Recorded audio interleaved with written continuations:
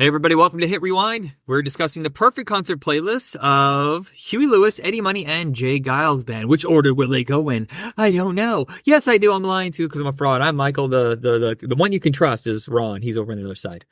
All right. Say it with a twirly mustache. Hello.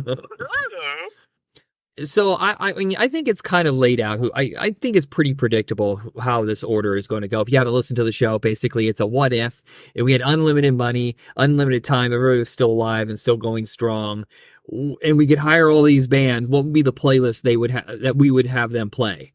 And so it's kind of like it's kind of like fantasy football, but of songs, like that kind of thing. That's the closest I'll ever come to mentioning football in this show ever. Unless we do Hank Williams, ready for some football? Oh, you ready for us? Well, we might hit him one of these days. Yeah, no, I'm sure it'll come up in the mid-'80s country. All right, so I'm going to go ahead and open up with J Giles Band. Is that who you have as an opener? It was a toss-up between them and Eddie Money, honestly. Yeah. I would probably, thinking about it now, probably open with J Giles. Yeah, this is really hard because we have 30 songs and Huey Lewis could wipe out almost half of that, but I've tried to be balanced with everybody. Let's see. Have you seen show without an opener? So yeah, we have done episodes where it's just two bands. Actually, we did one where it was just one band, but I guess I went too far with this one. It's kind of become the standard now for us is that we just do three artists. Have you seen any of these people in concert?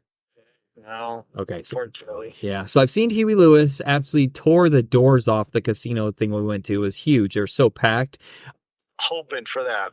That's on a bucket list there. Yeah, Eddie Money was free at the Santa Cruz Festival, and I was so upset that we didn't get to go, but someone I knew went and saw him and said that he was drunk off of his ass, and that it was just incoherent, and that's kind of heartbreaking, so I'm glad I didn't see it.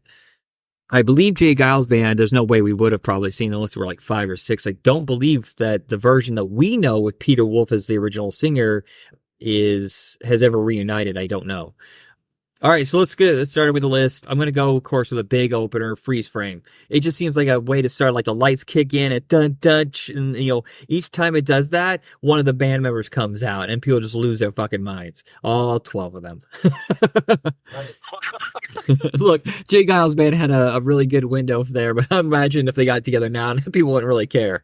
I would say, when I was looking at this, trying to pick out of the 80s, and I realized, oh my gosh, they've been around since the 70s. Yeah, a lot of these guys. Well, that's the thing about bar bands is they had albums. They were on the road forever or whatever, but then they were notorious for perfecting their set, usually at one bar. Like one big bar in Boston, it was very typical of some of these artists, and just the word of mouth got around. Like the Fabulous Thunderbirds were huge in New Orleans, and when they finally got it all together, they got their major label debut. But some of these guys just trekked along, releasing small albums. And J Giles Band is 100% the epitome of the bar band, guys who didn't make it until their 30s. I will say there are a lot of songs from prior to the 80s that I didn't know I knew. Yeah, I was actually kind of surprised too, but it's really 81 with the videos, and that's when they really broke big. But they only broke big for a couple of years because by 84, Peter Wolf goes off on his own to make more heady kind of music. Most of his people probably know the song Lights Out. Lights Out. Flash, flash, flash. That's about it. The rest of it was more like Peter Gabriel kind of thoughtful, pensive music. All right, so back to J Giles Band. So Freeze Frame, Must Have Got Lost, Give It to Me, Fright Night. Nobody really remembers they did the theme song to the Fright Night movie, my favorite vampire movie. This was after Peter left. Lights Out, Flat. Oh yeah, so yeah, that's the one I threw in there. I started singing it as if I hadn't just sung it. Side B of their big breakout album with Centerfold and Freeze Frame has a song I think is their best song, is Do You Remember When? It is such a drenched with melancholy, looking back with kind of like whimsical sadness. It's a really good song. Love Stinks, I Don't Need You No More, and then closing at number 9 was Centerfold. Oh, cover is straight. All right, your turn. I led with Freeze Frame. They did a song called Whammer Jammer. Yeah, that almost made my list. That was a good groove. Land of a Thousand Dances. Had no idea that was them. It's not originally theirs. That is originally a Wilson Pickett song from That 1966. Yeah, okay, but they do an thought excellent cover. come back nighttime. Trying not to think about it. Rage in the Cage. Yeah, that almost made mine too. I love Insane, Insane Again. They end with Teresa. All right. And I totally forgot about Friday Night. No, well, I can't imagine you would know. I mean, you've seen it, but it's not like obsessive like I am with it. I watch it like every single year. All right, so my mid is Eddie Money, and I was actually kind of surprised how many hits he had. Every time you think about it, I was like, oh yeah, like 2 or 3 or whatever, and it just kept going. I was like, I'm on like song 12. What the hell? I know all these songs. I want to go back. Seems like a good, fun, nostalgic way to open it up. Shaken. I Think I'm in Love. Walk on Water. Baby Hold On, which is that and Take Me Home Tonight are probably his biggest hits. I believe they're like top 5. Give Me Some Water, Endless Nights. Not that well known. I kind of found it like digging down deeper past the hits. It's pretty good. No Control, and I want to end it with Take Me Home Tonight. What does he say? Run me home, run me out. I was like, is he saying run me home, run me out, I want to go home? It always drives me nuts, that lyric. You'd have to look it up. Yeah, I know, but I like to guess and have fun with it. Yeah, there's certain songs where you hear the lyric and you're like, what? That's it? Like, what did you tell me last time we recorded? You said it wasn't, ELO was saying, oh yeah, it was Bruce and not Bruce. And I was like, do what now? What is Bruce? Remember? Yeah, I don't know. Is that a guy's nickname? All right, go ahead with your Eddie Money. Spotify, a lot of times you get lyrics that aren't right. That could be because Bruce just seems like it fits. I'm gonna keep saying Bruce. Screw it. Well, Bruce is right because that we get from way back when lyrics were printed. Yeah. But the sad thing is, a lot of people are using AI to get lame lyrics, and then they post those up, and then they're wrong, and we have no way of fixing it. I did love with LPs pulling the album out and the whole thing that was holding. Usually, it'd have all the lyrics on there, but sometimes it had an extra booklet as well, matched. Or you would open up if it was a double gatefold album, that it would have like a whole sleeve for other things and besides the actual album. The things we miss from the things that we no longer get. Well, with the digital music, we don't have. I mean, cassettes had the pullouts, although the cassettes never went back together well. No. Yeah, I remember if it was a really poorly made, overstuffed cassette, oh man, it was a nightmare trying to remember how to fold that thing correctly. Right. Oh, and the smell, those weird. You remember when they came out with the cassettes that weren't solid white, with the ones that were clear? When you first opened them up, they had a weird smell. Yep. Ugh. Kind of with all the petroleum and the plastic and stuff. Probably. Yeah. Great. All right. Eddie Money, I have 2 tickets to Paradise. I'm actually shocked I didn't do that one. I always joked that I said, good news is you have 2 tickets to Paradise. Bad news is you got to take Eddie Money. Sorry. Do you notice one of his albums? I'm looking at him on Spotify, and in one of his albums, I swear he looks like Johnny Cash. No, yes, I've seen this picture. Yes, yeah, absolutely. All right, 2 tickets to Paradise. Give me some, not give me some water, but Walk on Water. Yeah. Give me some water so I can walk on it. Think I'm in Love. I Want to Go Back. Shaken in the same order you had them. Peace in Our Time. That is a really good one. You love that song? Yeah. I Want to Be a Rock and Roll Star is a great one. Baby Hold On. I Can't Hold Back. And The Love in Your Eyes. Yeah, it's so good. His music is so good and just somehow connected. But he's not heralded the same way as some of those other guys that were in his category. Like, when they think of like Bruce Springsteen and Bryan Adams, John Mellencamp, like that all-American rock, and for some reason Eddie Money just isn't held in that category. He's just as good. Right. A lot of times it's not the music they put out, it's how often they put it out, or what's going on in our personal lives and whether they can actually, that sort of thing too. You never know. So all right. So our closer, of course, is Huey Lewis in the News. I mean, Cohen, how could it not be? I'm absolutely crazy about this band growing up, not just because of Back to the Future, which was one of, I think, literally my first video cassette. I watched it over and over. But we had sports, we had picture this 4, and I can never remember what the 88 one is. And that's kind of when the wheels started to come off a little bit on his career. And I remember in college, I did not like the new Pearl Jam CD I had. And so I traded our friend Nathan Lagavine Huey Lewis's greatest hits. He's like, I don't want this. And I was like, I do. Oh no, it wasn't great. It wasn't greatest hits. It was one, I can't remember what it is. It's from like 94, 95, where it's all blues covers, like old R&B and blues covers. Yeah, I just love that album. Again, amazing concert. I've heard that his hearing. Play? What's that? Hard at Play? No, it's the one after that. After that. Okay. Four chords or something like that. I can't remember what it's called.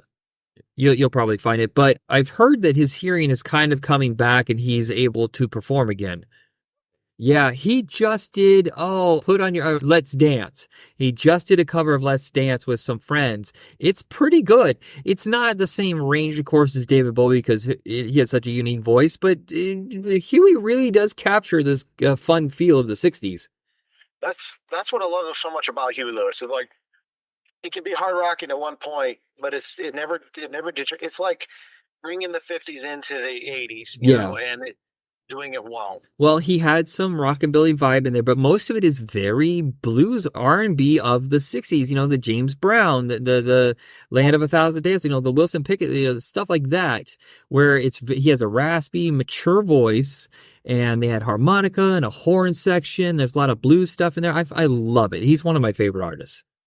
This is one of the bands up there with like the Boss that I would love to see live because of the backing band that they have with it is just phenomenal. It's absolutely phenomenal. His backing band. And here's the funny thing is, as far as I was reading, every single person that started off with him in 1976 or whatever, still with the band. That's something. Yeah, I mean, they all love each other and they're still healthy enough that they can keep going. And it's just, the horn section, he will sit back and just let them go, have so much fun. Yes. All right. So I'm tour, by golly, I'm buying tickets. I don't care how much they are. Yeah. I think that he is back to good where his hearing's kind of healed itself, but he's wearing now earplugs and stuff like that, which is what kills a lot of artists when they play loud music and they're not protecting their ears. Yeah. All right, so I'm going to open up with Back in Time. I think that's such a fun way. I almost wish that he was the opener just to start the concert off huge. Because Back in Time is clearly what the vibe of this whole concert is retro nostalgia. I love Working for a Living, which is off the Hard at Play album. Wait, am I right? Hold on. Working for a living. Taking what I'm giving because I'm working for a living. No, that's off of a different album. I'm sorry. Yeah, there's a song from that 91 album, whatever, that sounds like Working for a Living. All right, so let me get a couple days off. Oh, it's a couple days off. The next song. That's embarrassing. Couple days off is off the 91 album. And I thought those two went really well. Working for a Living, then couple days off. Hey, it's the week in the weekend. Some of My Lies Are True, which is really early in his career. I don't think a lot of people know that one. I believe it's also off Picture This, or it might be the one right before that.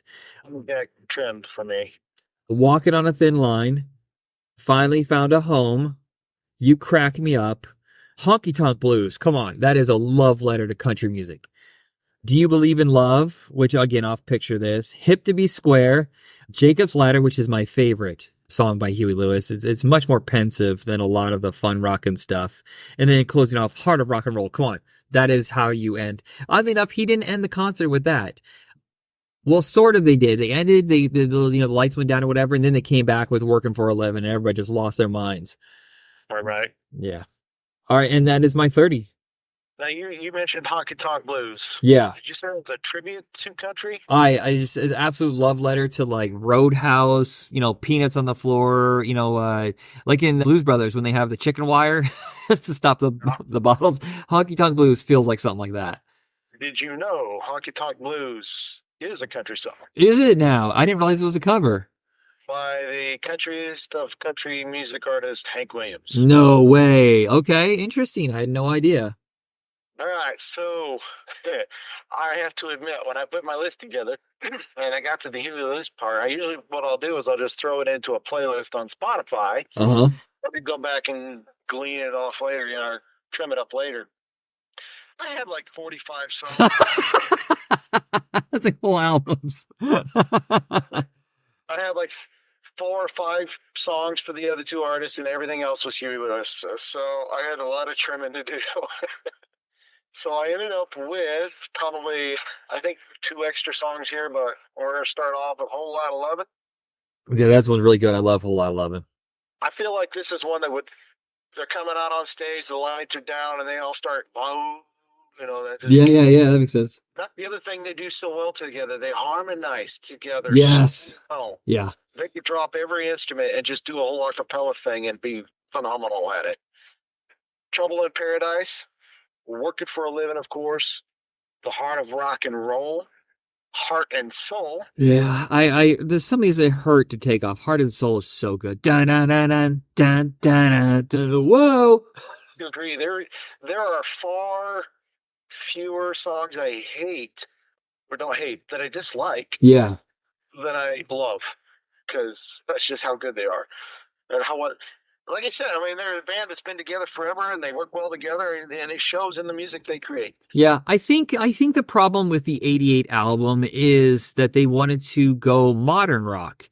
They ditched their classic sound. The horns are kind of put by the wayside. No more harmonica. The harmonies are kicked away. They're trying to be more U2, something more thought. And it's the same thing that Rick Springfield did in '88 when he screwed up and got away from his core sound. And then by the time they came back in '91, it was too little too late. I mean, that's a lot of years from '86 to '91. And music years is 20 years, like if you're an actor.